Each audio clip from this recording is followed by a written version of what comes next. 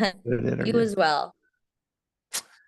My special guest today on the Jeremiah Show. That's what you're listening to. If you're just tuning in, where have you been? You've missed a great conversation with Kay Sibal. She's on Team Gwen, NBC's The Voice season 26. Go back if you're tuning in on radio. Go back and check out the podcast. Kay Sibal. It will be up on Friday, on November 1st. I can't believe it's November already. Ooh. Welcome back, Kay. Thanks, Jeremiah. Welcome back to you. This is I was hope I told you I've been doing shows one after another today, and I read your bio. One of the first things it says is you've got so much energy and so much passion, and I saw that on your videos, and I'm like, I can't wait. I almost felt like you were going to be my cup of coffee in the mid afternoon. Like, Oh, Kay's going to did give that me prove to be energy. true, or are It you is still true. exhausted? No, I'm totally white. I'm wide awake and having a great time talking to Hooray, hooray. you. Okay, so Kay, I've been doing a couple specials, thinking a lot about grandmothers, my great grandmother, my grandmother, both of my grandmothers. And it's, with the holidays coming up and Thanksgiving, I talk to chefs a lot on the show, and they all say, Grandma taught me something. Grandma taught me how to cook something. Mm. Grandma's food was the best, or maybe it's your mom, maybe but do you have a dish or or a thought, a memory of your grandmother? I just want to ask you the question because it's on my mind. It's been Yeah. the topic of shows, and I actually wasn't that close to my grandmother, either of them, unfortunately, because one of them lived in the Philippines and passed away by the time I was maybe 12, and I hadn't visited the Philippines that many times. And my family is just so big that, like, sometimes it just, it's just harder to connect. Love Mhm. her, wasn't very close to her. The other grandmother I was closer to, but I lost her, I think, when I was like 6 or 7. That was like the first time that I lost anybody. And that's the one that I was telling you about. There's a video of her and me singing nursery rhymes together. Mhm. And yeah, so she was awesome, but You're gonna put I that up on your YouTube channel. the video of me singing You should. my best singing ever. Hire Yeah, me. I I'm want to really good see at that. singing nursery rhymes. I'm great. I'll see if I can find it. It's really It cute. just shows that that you consistently work on your craft, right? You've been doing it since you were It's funny. 3. I didn't think of that as working at all back then, but who knew? Who You're knew? just having fun. But I will say that my mom has taught me so much. My mom is incredible, and I haven't talked about her as much, because I think a lot of people have been asking about my dad, and like so much of my story was talking about my dad. But my mom, is a super woman, and she is more amazing than I even What have what words do you for. guys cook together? What did she teach you? Do you have a dish that I you'll really pass like when down she to makes your kids? soup. Yeah, I'm always whenever it's soup season, I'm always texting her being like, "What did you do with this one soup? Like, what's this one soup that you did?" There's this really simple dish called tinola, which is a Filipino chicken and ginger soup, which she That always sounds made good. that I really like, and so definitely have plans to make that this soup season. That sounds good. Yeah, but she passed down a lot to me, which I'm very I'm only an hour away from you, so if you go through Santa Barbara, bring me some soup. okay. I'll keep Is that it too in forward of me mind, to ask you for some soup? That sounds Jeremiah. great. Two of my favorite things: chicken and three: soup, chicken, and ginger. Oh And yeah, it's so good. Yeah, it's sounds great. good. Hmm. Okay. Well, thanks for talking about that. It's on my mind, and since Yeah. the holidays, and your mom sounds like an amazing cook. Yeah. Oh my God. She's so good. Shout out. So I do want to talk about The Voice, but Absolutely. I want to, if I could, before we go there, describe to me the discipline that you require or that is different. Meaning, how do they compare and contrast? What I think that each of your skills as an artist probably help the next skill, right? Or help, for instance, theater, Hmm. being a vocal coach, Hmm. acting, cabaret, a pianist, a guitarist, a musical vocalist, an artist. Are there different places that you have to go when you're on theater versus acting on a film or Mm. acting or when you're singing at cabaret or you're playing the piano? Are there different Hmm. disciplines and things that for each one of these? Absolutely. I think they all bleed into each other. Like I think each category of performance They helps sort the of other add layers out. and textures to you, don't they? I think As a so. I performer. think so. But definitely performing on The Voice was a big first for me because I have never really just performed as myself. I have performed many times in a cappella groups, in choirs, as one of many on stage. I have performed as an actor playing somebody else, but this one of the biggest challenges for me was just having just being comfortable to be vulnerable enough to just be Mhm. K Sybil on stage, like usually it's How did that girlhood feel? or whatever. I'm proud of myself. I think I had such a block about it, and I think it came more naturally to me than I thought because I have been singing covers my whole life. Like I have been working on my own sound as a cover artist in a way, Mhm. my whole life, and I've done my own personal growth and personal work to be able to like, talk about myself and understand myself. So, you know, at the end of the day, I felt like I was prepared to do so. It was just the first time to like ever do something like that. So Um, maybe that was part of your joy as a, when you came out, right? Maybe that energy you gave those coaches that they felt and they commented on, maybe that was part of I'm me right now. I'm coming out. yeah. I'm Yeah. In a way, and I think of myself as a confident person. I think of myself as somebody who's good at meeting new people. But in the situation that The Voice was, it was just like totally, totally different from anything that I've ever done. But also, I weirdly felt prepared because of the things that I had done. done. Yeah. Yeah. Yeah. So, how did you get to the voice? Being in Los Angeles, it's easier for you than some, but I know um, that is quite a process and not giving away anything that, any of their procedures are behind the scenes. What was your experience? What was your personal journey to the voice to get to the voice? Had it always been a dream, or was it just something you needed to conquer for yourself, or something you did for your dad? What was it? Yeah, I think it had always been a dream of mine to be a famous singer on a competition show. Like, Mhm. not something that I was every day actively pursuing, but something that I had kind of always like dreamed of in a way, Like I think that the dream that I have been pursuing like the most actively is musical theater, and that's, I've been auditioning and working and taking classes. You went to college for that, all that stuff. But like I think as a singer, I just remember like watching singing competition shows and being like, oh, that could be me, like from a young age. And um, I like it was just something that I was familiar with. Like I consumed singing competition shows and I was watching clips online and I would post my own covers. Oh my gosh, like you don't even know. I started posting covers on SoundCloud I think my first one I posted it when I was 12. Like I had just like figured out how to record on like my family's computer, like on GarageBand, and I was Yeah. like recording myself playing piano and then I sang over it and I posted it on social media. And then like when I was in middle school, I got an Instagram and I use my Instagram to promote the SoundCloud covers that I would post. And my SoundCloud handle is actually at Music.ly. Uh-oh. Wait, Music.ly? It was something like that. Music.ly, which is now my TikTok handle, was born when I was in middle school because music NK, and Mhm. I wanted to like post covers and Clever.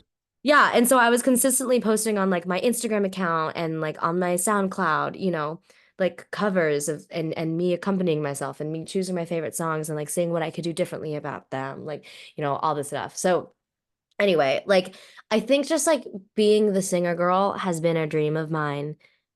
Like specifically that was like 13-year-old Kay's dream, Okay. and That so makes it even cooler.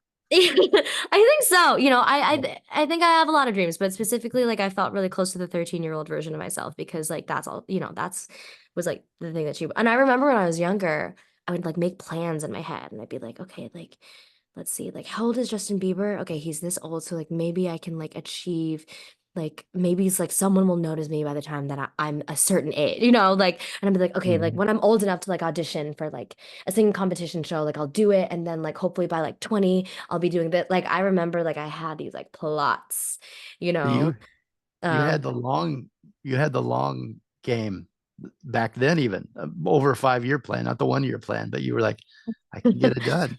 I think And here so. you are. And Look at and I that. was such a like Disney Channel girl and I was listening to Radio Disney. I was listening to people who were like my age or like only like a couple of years older than me who were like pursuing it. And I was like, then I think I could do it too. Like I watch them on TV and like I sound pretty good when I'm recording for my SoundCloud, like I think I was like a little bit more of a like a pursuing music machine when I was like that age. Then I started pursuing theater. And so then I kind of like didn't pursue that, as passionately. Totally, which is great. Like no regrets. I love what I do now. So anyway, when the opportunity for me to be on The Voice came across to me, I was like, yes, like I've always wanted this, Like I think it was a little bit like of a pause what you have been doing, okay, so that you can go do this thing that you like did say you wanted to do. And so I think that's kind of my journey with it, And once I got to The Voice, I was like, yeah, like I know exactly how to do this. I think I've prepared, to like sing, songs and collaborate with other people and figure out my, own way of doing things. You've But been yeah. preparing for this your entire life. Yeah, in a way, and it's interesting. I hadn't thought of music K. Like I hadn't thought of like the 13-year-old version of me until, for a while. But then like this year with being on The Voice, I was like, oh my God, like I'm so happy, like there's a little girl inside of me who like is screaming right now, because she's like doing the thing that like she like, plotted You in a way. you take the wins when you Say it get the again. wins like that. Do you take the wins? Are you a type of person that goes, let me pause for a minute. Music K made it. We Yeah. said we were going to do it. We did it. Here we are. Do you take those Yeah. wins in your life?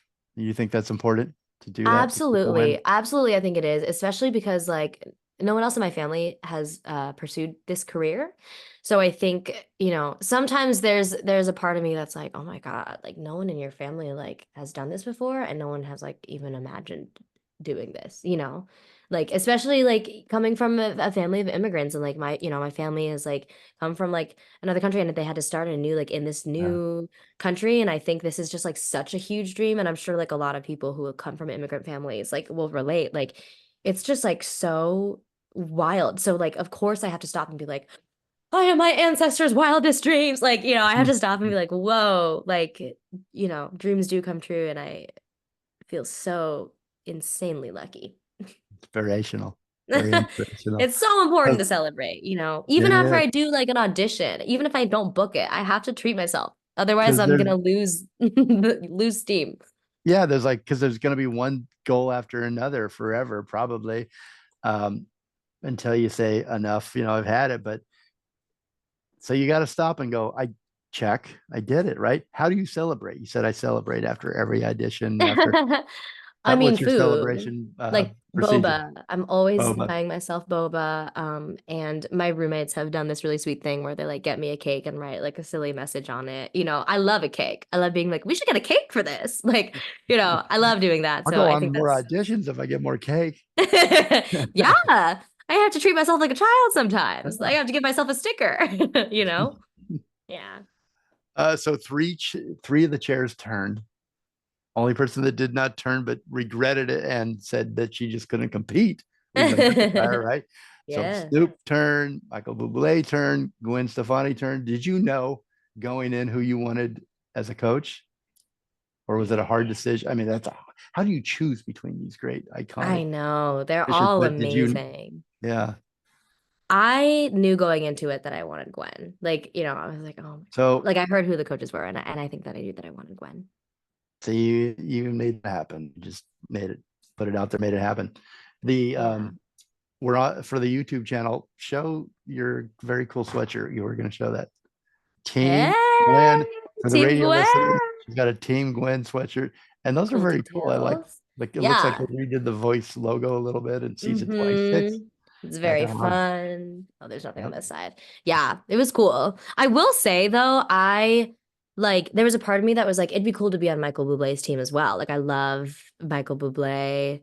I think his voice is incredible. I think he's a musician, and I like, I love like the jazzy world.